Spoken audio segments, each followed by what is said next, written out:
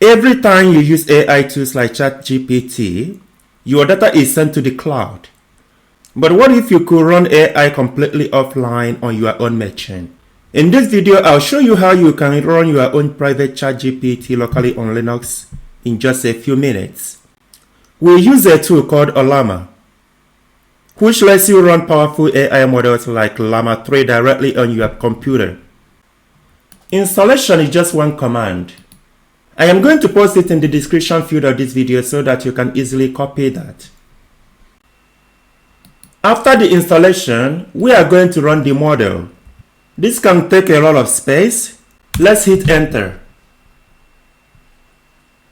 Now we can ask Llama to do something for us. For example, tell me something about Linux. It's going to take some time and then tell us something about Linux.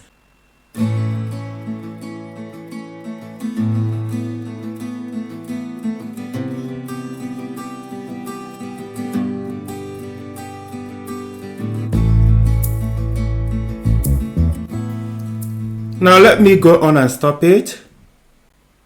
Let me ask you something else. Programming language.